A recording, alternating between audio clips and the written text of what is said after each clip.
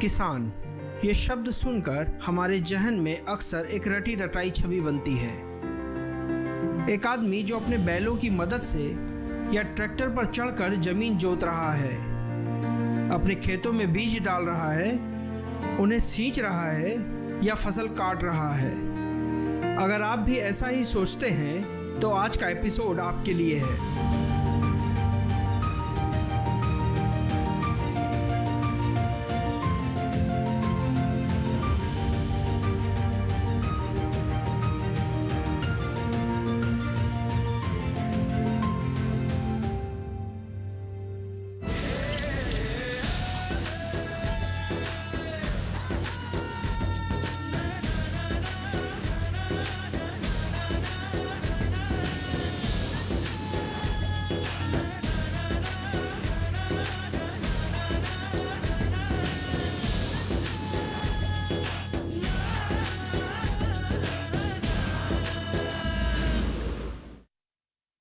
गांधी जी ने बकरी को गरीबों की गाय कहा है। उन्होंने इसे एक तरह से धाय माँ की संज्ञा दी है। आधुनिक भारत में बकरी का प्रयोग तेज़ी से बढ़ रहा है। इसे चलता फिरता एटीएम कहा जाता है या इसे एक फ्रिज भी कहा जाता है स्वास्थ्य के लिहाज से। वो सब आपको बताएंगे। तो आज बात दुनिया के सबसे पौष्टिक दूध की।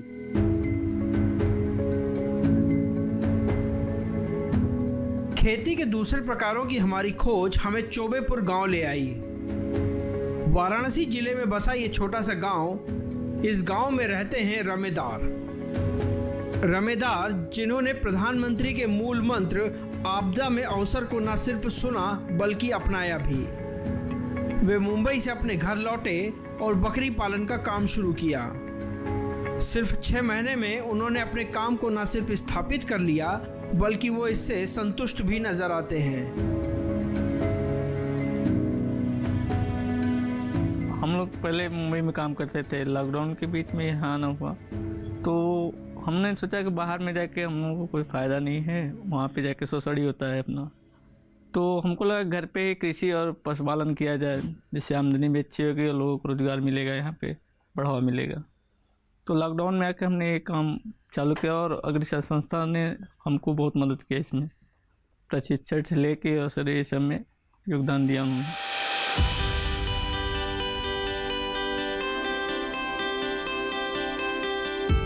रमेदार जब मुंबई से गांव लौटे तो सामने चुनौती थी कि अब क्या किया जाए, क्योंकि गांव तो लौट आए हैं लेकिन इतनी जमीन नहीं कि वो खेती कर सकें।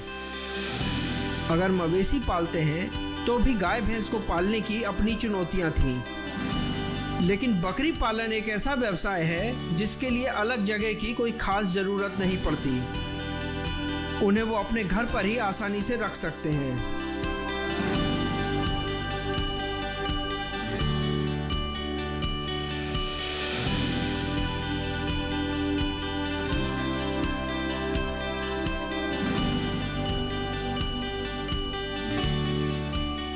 बड़े पैमाने पर यदि बकरी पालन का कार्य किया जाए तब उसके लिए अलग से बाड़ा बनाने की जरूरत होती है। 2 से 5 बकरी तक एक परिवार बिना किसी अतिरिक्त व्यवस्था के आसानी से रख सकता है।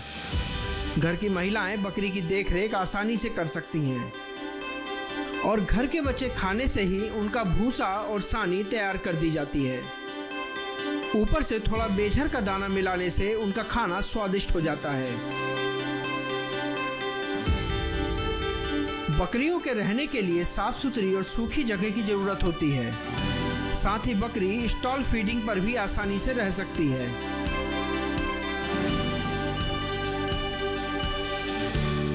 जैसे स्टॉल फीडिंग में होता है कि जैसे चारा का प्रबंध और ये सब मेंटेन करने के लिए हमको बाहर नहीं जाना पड़ेगा। और गांव में अब बहुत ज़्यादा खेती की ज़मीन रह नहीं गई है, जिससे हम लोग स्टॉल फीडिंग नहीं करना उचित समझे। और वैज्ञानिक तरीके से हम लोग ने CIRD से प्रशिक्षण लिया।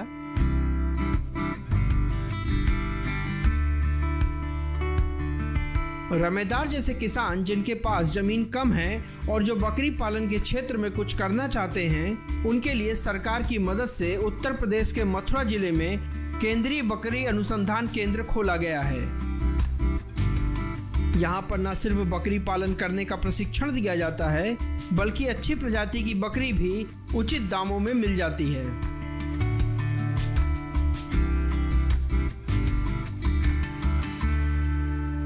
ब्रीड के बारे में हमको जानकारी वहाँ से अच्छी मिली। तो सब जमुनापारी जो है भारत की नहीं, विश्व की सबसे ऊंची बकरी है। तो उससे मिल्क ज़्यादा मिलता है और मांस के लिए भी अच्छी है। तो हमको साल भर में 90 लीटर या 190 लीटर दूध मिलता है उससे। तो दूध भी मिलता है, उससे खाद भी मिल जाता है खेत में डालने के लिए। तो उसका डिमांड भी अच्छा है, क्वालिटी भी अच्छी है उसकी। रमेदार के पास आज एशिया की सबसे बड़ी और सबसे छोटी दोनों ही बकरियां मौजूद हैं। सबसे बड़ी बकरी को जमुनापारी कहा जाता है, जो दूध के मामले में अव्वल है। वहीं दूसरी प्रजाति है ब्लैक बंगाल, जो सबसे छोटी नस्ल है। हमारे यहाँ 2 ब्रीड पे काम हो रहा है, एक भारत की सबसे बड़ी ब्रीड और एक सबसे छोटी ब्रीड। छोटी ब्रीड में हमारे पास ब्लैक बंगाल है, जो अपने यूपी में भी है नहीं। और छोटी ब्रीड की खासियत यह है कि वो सबसे ज़्यादा बच्चे देती है और उसका मीट बहुत अच्छे दाम में बिकता है। और वो एक तरह से मान लीजिए कि बहुत अधिक बच्चे देती हैं और इनके अंदर दूध नहीं होती, ये मांस के लिए जानी जाती हैं। और इनके चमड़े से जो अपने यहाँ चमड़ा उद्योग है, उसमें जो अच्छे ब्रांड के बनते हैं सामान, वो इन्हीं के चमड़े से यूज होता है। जमुनापारी दूध और मांस के लिए और अपनी सुंदरता के लिए जानी जाती है।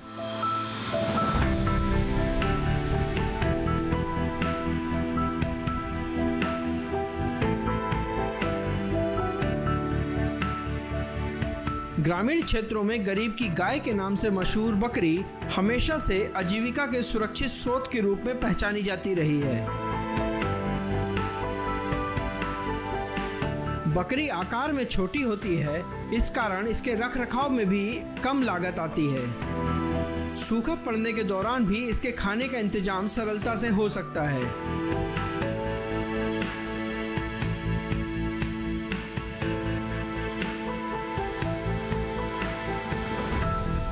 हो सकता है तो उसके मामले में सबसे ज़्यादा बकरी के दूध वही अच्छे होते हैं। जैसे उसमें कैल्शियम और सारे मात्रा जो बहुत अधिक मात्रा में पाए जाते हैं, गाय और भैंस की तुलना में सबसे अधिक ज़्यादा। डेंगू में जो है डॉक्टर लोग के सलाह पे इनका दूध बहुत ज़्यादा यूजफुल होता है।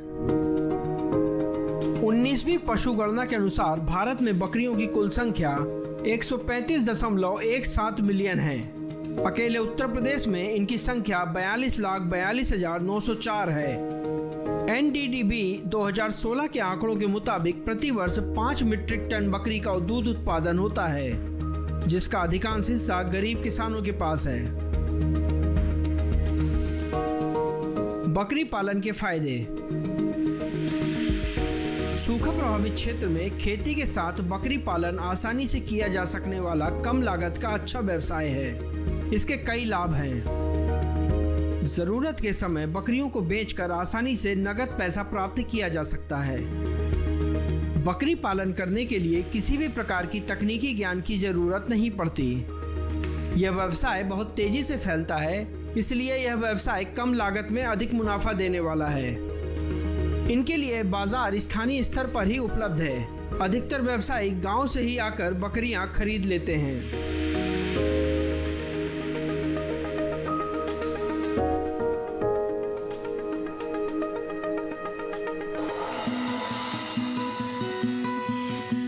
फिलहाल वक्त हो गया है एक ब्रेक का। ब्रेक के बाद एक ऐसे ही युवा किसान से मिलेंगे जो खेती तो कर रहे हैं मगर कुछ अलग तरह की।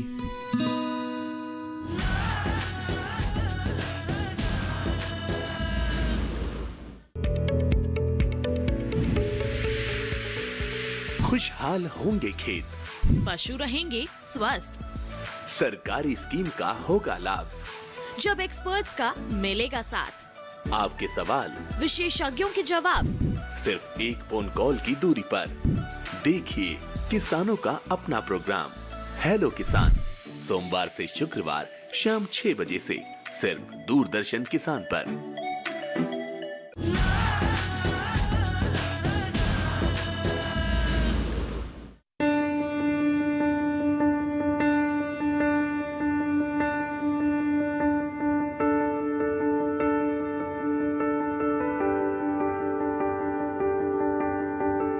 आज हम बात कर रहे हैं किसानी के बदलते स्वरूप की। आइए आगे बढ़ते हैं और बात करते हैं एक ऐसे किसान की जो कम जमीन पर खेती कर रहे हैं, और वो खेती है मधुमक्खियों की। और ये युवा किसान अपने शहद को न सिर्फ सेहतमंद बना रहे हैं, बल्कि इसके स्वाद के साथ भी तरह तरह के प्रयोग कर रहे हैं। नारायणपुर गांव में हरे भरे खेतों के बीच में आपको एक छोटे से बाड़े में कुछ डिब्बे नजर आएंगे। दरअसल यहाँ मधुमक्खी पालन का काम किया जा रहा है। मधुमक्खी पालन एक और अलग तरह की फार्मिंग है जो इन दिनों खासी प्रचलित हो रही है, लेकिन फिर भी इसका असर वाराणसी के दूर दराज के गांव में दिखना हैरान करने वाला है। मधुमक्खी पालन करने वाला बनारस हिंदू विश्वविद्यालय से पढ़ा एक नौजवान है जिसने शहर जाकर नौकरी करने के बजाय अपने गांव में ही रहकर कुछ नया करने का ठाना। आज उसके काम से कई किसानों को प्रेरणा मिल रही है।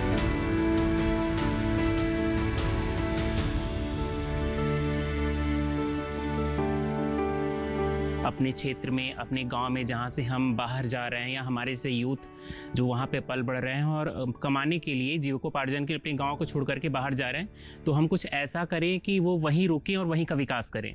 तो इसके माध्यम से हमने बहुत प्लान करा हम क्या कर सकते हैं जिनके पास खेत है और जिनके पास खेत नहीं है उनके लिए।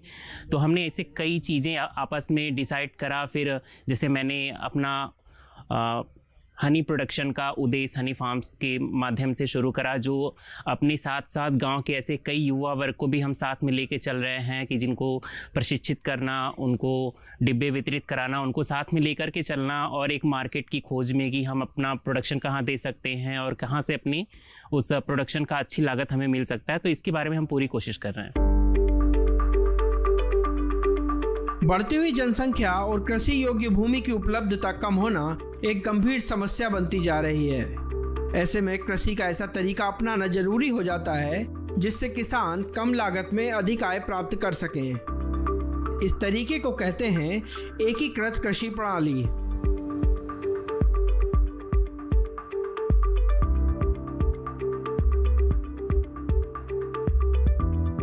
एकीकृत कृषि प्रणाली कोई रॉकेट साइंस नहीं है, बस ये खेत के एक एक इंच का बेहतर इस्तेमाल है। इंटीग्रेटेड फार्मिंग मतलब खेती के साथ पशुपालन, मधुमक्खी पालन जैसे कई ऐसे काम जो न सिर्फ खेती में सहायक होते हैं बल्कि किसान की आमदनी को भी कई गुना बढ़ा देते हैं। इंटीग्रेटेड फार्मिंग एक ऐसी फार्मिंग है जिसके लिए हमें भूमि की आवश्यकता नहीं है। ये ऐसा कृषि है जिसके लिए भूमि की आवश्यकता बहुत कम है। और साथ ही साथ हनी जो है हमारे यहाँ, अगर हम प्रति व्यक्ति के हिसाब से बात करें तो हमारे देश में उसका उपभोग, मतलब उसका उत्पादन जो है बहुत कम है, उपभोग करने वालों की संख्या ज़्यादा है। तो हमने हमारे लिए एक अच्छा स्कोप था कि हम हनी में भी अपना काम शुरू कर सकते हैं। और ये हमारे गाँव गिराव, और आपको बता दूँ बनारस जो है हनी प्रोडक्शन के लिए अगर हम जाना जाए तो नंबर 1 में आता है, जो कि हमें खुद पता नहीं था, करने के बाद हमें पता चला। जहाँ पहले से ही तमाम तरह के बड़े ब्रांड बाजार में मौजूद हैं, ऐसे में नए युवाओं के लिए क्या चुनौती रहती है? मैं यहाँ पे अपनी एक पर्सनल चीज़ मतलब साझा करना चाहूँगा कि अभी कुछ दिनों पहले या अभी भी मार्केट में बड़े बड़े ब्रांड्स जो हैं बाई 1 गेट 1 फ्री का उनका था कि एक खरीदे एक मुफ्त पाएँ। और अगर हम छोटे बी कीपर जो हम अभी शुरू कर रहे हैं, जो अभी एक्चुअल हनी सेल कर रहे हैं, hive to in your kitchen नहीं लेके डिब्बे में पैक करके दे रहे हैं, तो हमारी लागत ही उतनी है जितना हम डिब्बे से कुछ मुनाफा कमाने के लिए, एक डिब्बे पे हम उतना मुनाफा कमा रहे हैं। तो हमारे लिए एक बड़ा स्पेस दिया है। अगर हमारी गवर्नमेंट ने ऐसा कुछ टेस्टिंग कराया है जिसमें हमारी प्योरिटी क्या है, अब जैसे गाँव के देशी घी हम गाँव में ही हमें मिलता है, तो वैसे ही हमारी शहद जो है, शहद की गुणवत्ता के आधार पर अगर बात करें तो हमारी मार्केट की डिमांड भी अलग है और इसका सप्लाई भी हम अलग ही करते हैं।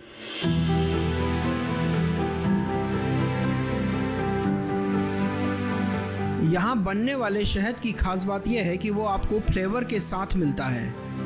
इसमें कुछ शहद तो घी जैसे नजर आते हैं और ये इतना गाढ़ा होता है कि उसे बच्चे ब्रेड पर जैम की तरह लगाकर खा सकते हैं। वहीं कुछ शहद पतले होते हैं। दरअसल शहद की प्रवृत्ति इस बात पर निर्भर करती है कि मधुमक्खी ने किस फूल का रस पिया है। यहाँ पर लीची फ्लेवर से लेकर सरसों के फूल तक तमाम तरह के स्वाद वाले शहद मौजूद हैं, जो ये बताते हैं कि अगर आप काम करना चाहते हैं तो जगह मायने नहीं रखती।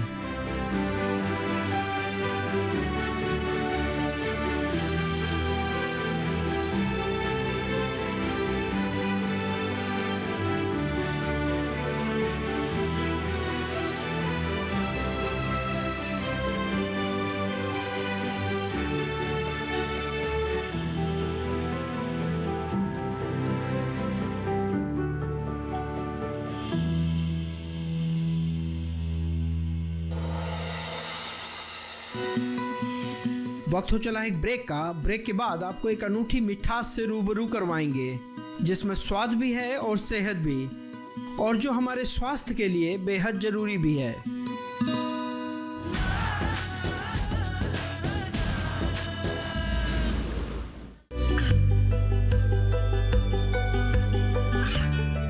गांवों और पिछड़े क्षेत्रों में सरकारी योजनाओं की जानकारी पहुंचा। देश में कौशल और क्षमता विकास कर ग्रामीणों को सामाजिक बदलाव और विकास से जोड़ने की दूरदर्शन किसान की पहल चौपाल चर्चा देखें सोमवार से शुक्रवार सुबह 9 बजे।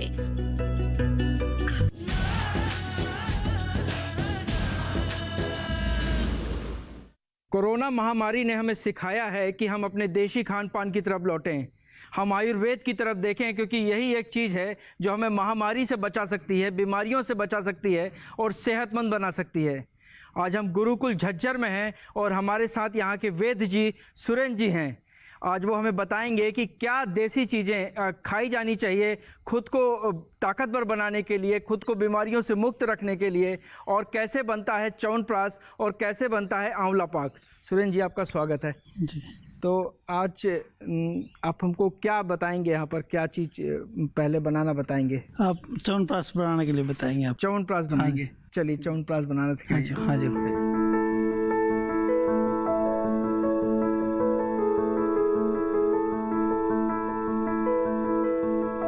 सबसे पहले च्यवनप्राश बनाने के लिए हम क्या करते हैं, क्या करेंगे? सबसे पहले च्यवनप्राश बनाने के लिए हमें 38 कास्ट औषधि लेंगे जी। 38 तरह की जड़ी बूटियाँ, 38 जड़ी बूटियों का उपयोग होगा च्यवनप्राश बनाने में। हाँ जी, उनका 38 जड़ी बूटियों का मिश्रण होगा। अच्छा, तो जैसे हाँ हमारे दर्शक 38 जड़ी बूटियों के मिश्रण के साथ च्यवनप्राश तो शायद नहीं बना पाएंगे जी, लेकिन आपकी बात सुनकर ये जरूर वो प्रभावित होंगे कि च्यवनप्राश और आंवला पाक या इस तरह की चीज दवाइयों का सेवन किया जाए। जो क्या कहेंगे इनको? दवाइयाँ कहेंगे, सप्लीमेंट कहेंगे? क्या दवाइयाँ जी, सप्लीमेंट नहीं कहेंगे। अच्छा, सप्लीमेंट नहीं कहेंगे। एक टॉनिक की भी कहते दवाइयाँ, टॉनिक कहना ज़्यादा ठीक है। हाँ, दवा वो सप्लीमेंट तो नहीं कह सकते इनका। पूरा इसमें मसाला आप इसमें तैयार करेंगे, पूरा जो 38 जड़ी बूटियाँ जो आप बता रहे हैं, ये है जी 38 जड़ी बूटियों का म्यूजिक। अच्छा, ये पूरा मिश्रण 38 जड़ी बूटियों का कर रखा है जी। ठीक है। इसमें ये सतावर है जी। सतावर है। सतावर, हाँ जी। अच्छा, ये जी मुलेठी है, मुलेठी। ठीक है जी। और ये जी बासा है। हाँ, बासा है। अच्छा, हाँ जी, बासा। और ये जी हरड़ है, हरड़, बड़ी हरड़। बड़ी हरड़ जी। और इसमें ये जो सब है, ये 38 जड़ी बूटियों का मिश्रण है। यदि लोग च्यवनप्राश का सेवन करें अनिवार्य तौर पर जो है अपनी दिनचर्या में, तो उनको ये 38 जड़ी बूटियों का फायदा सीधे पहुंचेगा। बिल्कुल, हाँ जी। वो कई बीमारियों से खुद को बचा पाएंगे। जी, ये तो जी जड़ी बूटियां हैं।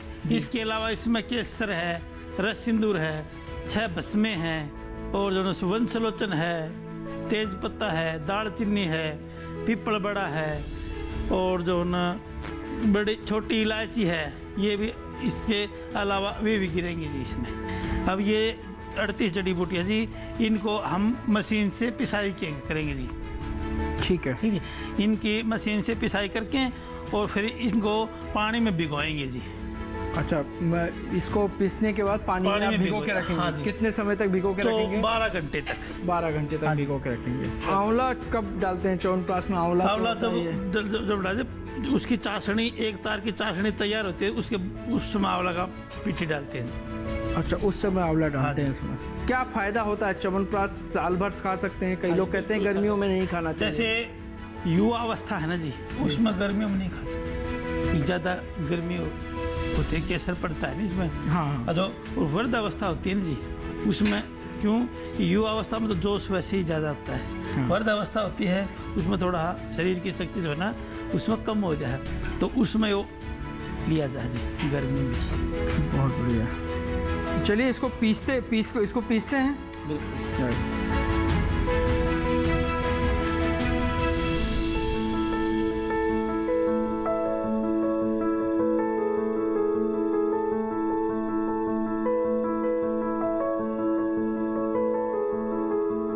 जो काष्ठ उबालने के बाद जो पानी, जो शेष पानी रहा, वो उस पानी में चाशनी बनाई थी, ठीक है जी।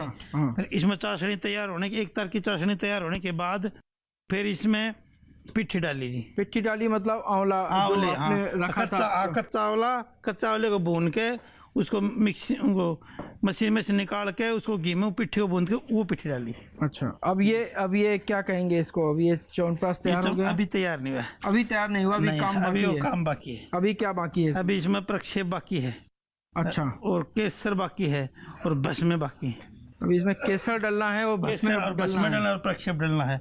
इसमें है दालचीनी, तेज पत्ता और जो है ना वंशलोचन, पीपल बड़ा और नाग केसर, इतनी चीजें इसमें शामिल है। हाँ जी, ठीक है। अभी इसमें कुछ और डालेंगे? इसमें भस्म पड़ेंगे जी 5। अच्छा, और इलायची पड़ेगी। ठीक है, इसी में मिलाया जाएगा। इसी में मिलाना। ठीक है, मिलाते हैं सर। तो 5 भस्म कौन सी होती हैं सर? अब भरत, अकीक, बंग, परवाल, मुक्ता सुक्ति। इसमें केसर और रस सिंदूर पड़ गया भाई। केसर और सिंदूर? रस सिंदूर। केसर और रस सिंदूर, हाँ। अभी इसको च्यवनप्राश में डाल लेंगे। ठीक है सर। इसका नाप कैसे तय करते हैं, कितना डालना है? अंदाज से? हाँ, अंदाज से ना, तोल के ले आया हूँ। अच्छा, तोल के लगा। हाँ। कढ़ाई में कितना 1 किलो जो है च्यवनप्राश तैयार हो जाएगा? 70 किलो च्यवनप्राश तैयार होगा इसमें। 70 किलो च्यवनप्राश।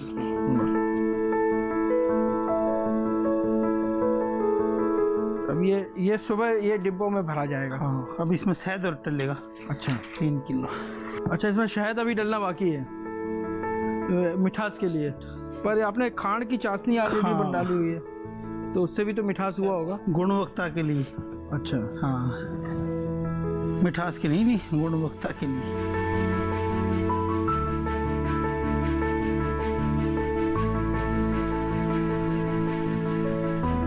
ये हो गया भाई च्यवनप्राश तैयार।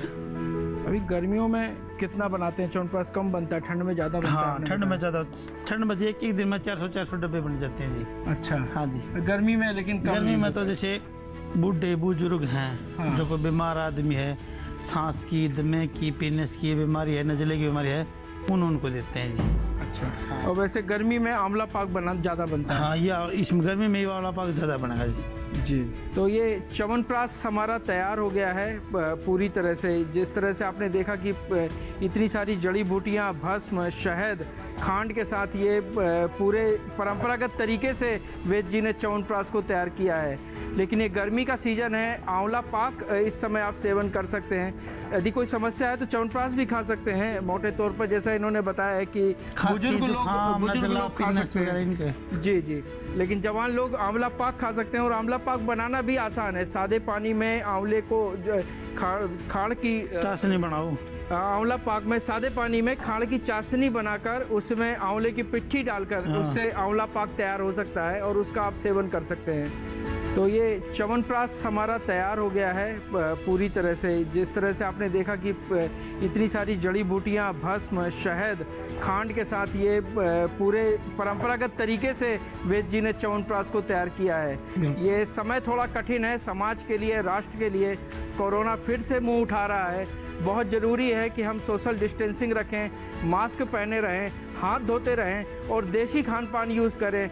आयुर्वेद की तरफ जाएं, खुद को स्वस्थ रखें, तभी राष्ट्र स्वस्थ रहेगा, तभी समाज स्वस्थ रहेगा।